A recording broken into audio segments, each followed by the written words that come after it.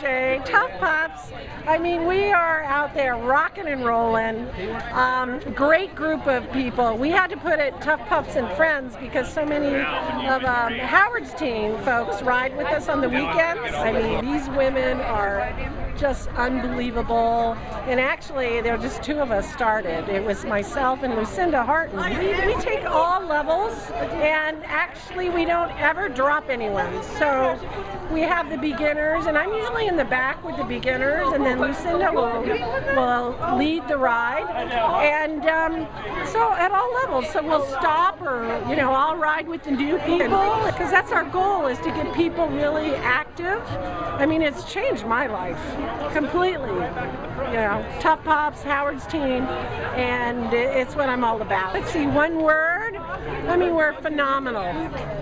Phenomenal, I love it. We are. Pam, Howard's team, and Tough Pups. Woo!